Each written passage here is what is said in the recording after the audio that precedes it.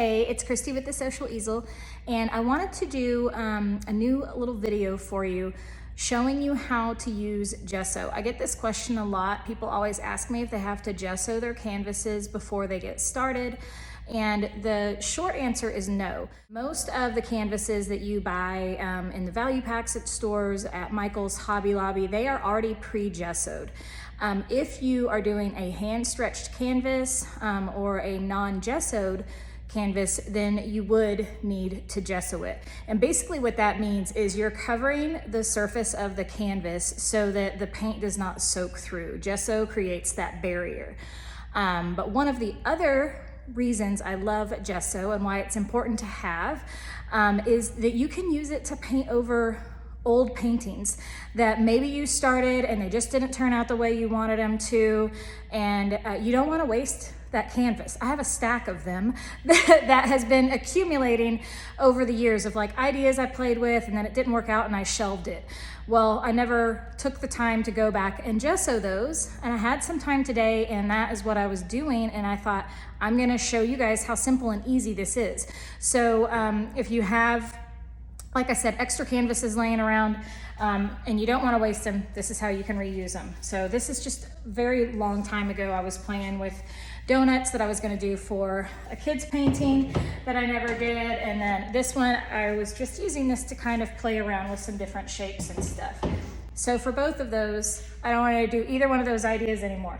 So I am just going to take some gesso. You can get whatever brand you want. This is Liquitex Basic acrylic gesso, and it even comes in different colors. I always just use white because I'll paint on anything else that I want to on there.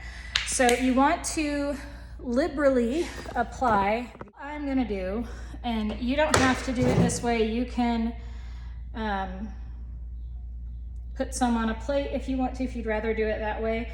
I just squeeze it right on to the canvas, and then I'm just gonna start brushing in that gesso, and it is creating a barrier that is going to cover up that previous painting so that it won't be peeking through when I decide to use this for something else. So with acrylic, you hear me say it all the time that you can always just paint over everything, but sometimes a nice layer of gesso is just good for you to, I think of it like an eraser. It's just erasing your canvas and giving you a fresh start. So I'm just gonna brush that on. And sometimes, depending on the painting, you may wanna do multiple layers.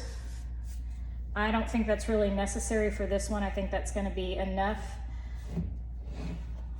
coverage that once I start adding the paint on, you'll not be able to see what was originally behind that. So you can barely see the silhouette of those donuts now. And I'm just using just a nice big brush. This is 2 inches. Like really any kind of like chip brush or anything like that you can get from Walmart, the Dollar Tree, craft store.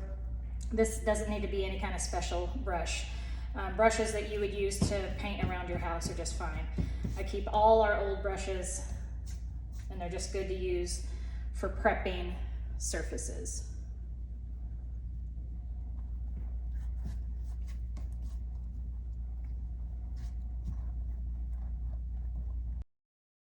So that is it.